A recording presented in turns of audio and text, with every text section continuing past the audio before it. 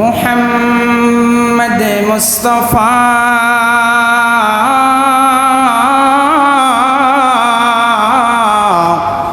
والذين إذا أنفقوا لم يسرفوا ولم يقتروا وكان بين ذلك قواما মুমিন বান্দা হলো তারা যাদেরকে আল্লাহ পাক সম্পদ দান করেছেন, কিন্তু সেই সম্পদের বিন্দু পরিমাণ সম্পদগুলো অপচয় করে না।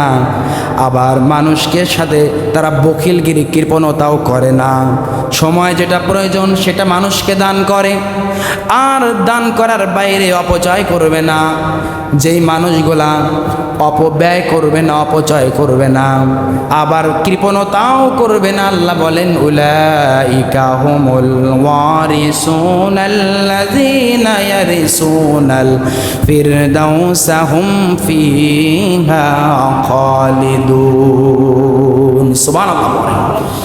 এজন্য উসমানকে বলা হলো, উসমান তুমি খাবারগুলো অপচয় করবা। উসমান বলে, আমি যতবার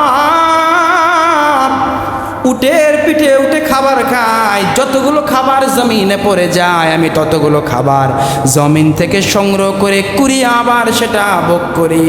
আল্লাহ রাসূল বললেন, উসমান যতদিন পর্যন্ত এই আদব মেনে তুমি চলন বলন করবা, রিজিক ভোগ করবা, ততদিন পর্যন্ত আমার রব তোমাকে কোনোদিন সম্পদ রিজিকের অভাব দিবে না। সুবহানাল্লাহ বলবেন না? এজন্য আল্লাযীনা ইযা আনফাকু লাম ইউসরিফু ওয়া লাম ইয়াকতুরু ওয়া কানা বাইনা যালিকা কাওয়ামা। আপনি বখিলগিরি করবেন না, কারোর সঙ্গে কৃপণতা করবেন না, যেখানে যেটা প্রয়োজন সেটা দান করবেন, আবার অপচয় করবেন না, যেটা প্রয়োজন তার অধিক বেশি দিবেন না। এটা হচ্ছে আল্লাহর কুরআনুল কারীমের কনস্টিটিউশন, আমাদের রুলস। সুবহানাল্লাহ বলবেন না ভাই? তাহলে এই উসমান কিছুদিন পর সোমবার দিন যখন এই উট চলে আসলো, ওইদিকে অভাবী লোকটা উসমান রাদিয়াল্লাহু তাআলা আনহুর বাড়ির কাছে অবস্থান করছেন। তিনি মনে মনে ভাবছেন, এক উট পরিমাণ আমাকে সম্পদ দেওয়া হবে, এটা কিভাবে আমি বিশ্বাস করতে পারি? সোমবার দিন হাজির হয়ে গেছে।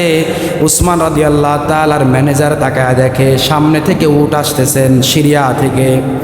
সফর শেষ করে যখন সামনের উটটাকে উসমান রাদিয়াল্লাহু তাআলার হুকুমে বললেন, তোমরা অভাবী লোকটার বাড়ির দিকে উটান করে দাও। প্রথম উটকে যখন উসমান রাদিয়াল্লাহু তাআলা ইউটার্ন করার জন্য তার দায়িত্বশীল ব্যক্তিবর্গদেরকে বললেন, ওই অভাবী লোকটার বাড়ির দিকে প্রথম উটটা যখন ইউটার্ন করালেন, আপনারা মনে রাখবেন, জানেন মরুভূমির উট বলা হয়, মরুভূমির জাহাজ বলা হয় উটকে। এটা আপনারা ইতিহাসে পড়েছেন। তৎকালীন সময়ে মরুভূমির জাহাজ বলা হতো উটগুলাকে। প্রথম উট যদি হাঁটু গেড়ে বসে যেত, পিছনে সব উটগুলো বসে যেত। প্রথম উটগুলো যদি জোরে হাঁটতো, পিছনের সব উটগুলো জোরে জোরে হাঁটতো। প্রথম উটগুলা যদি কোনো দিকে ইউটার্ন বাঁকা আকৃতি ধারণ করত, পিছনে সব উটগুলো প্রথম উটকে ফলো করত। উসমান রাদিয়াল্লাহু তাআলার কাছে অভাবগ্রস্ত যে লোকটা এসেছিল, এই লোকটার দিকে তাকিয়ে যখন লোকেরা অভাবী লোকটার বাড়ির দিকে ইউটার্ন করে প্রথম উটটা তাকায় দিয়েছেন, তাকায় দেখে পরবর্তী পিছনের সব উটগুলো অভাবগ্রস্ত বাড়ির দিকে হাঁটা রওনা শুরু করে দিয়েছেন। সুবহানাল্লাহ বলবেন না?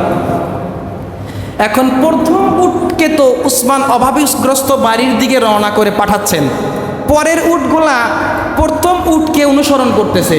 উসমানের কাছে খবর দখল, হুজুর উটগুলোতে একটাও ফিরে না। প্রথম উট অভাবগ্রস্ত বাড়ির কাছে দেওয়ার কারণে পরবর্তী উটগুলা ওইটার পিছনেই অনুসরণ করতেছে, ইত্তেবা করে।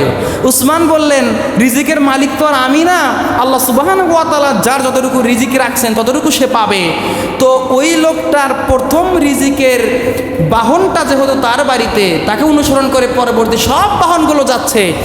আমি বলে দিচ্ছি, তোমরা কোন উটকে ফিরাবা না, প্রত্যেকটা উট আমি আল্লাহর ওয়াস্তে ওই অভাবী লোকটাকে দান করে দিলাম। সুবহানাল্লাহ বলবেন।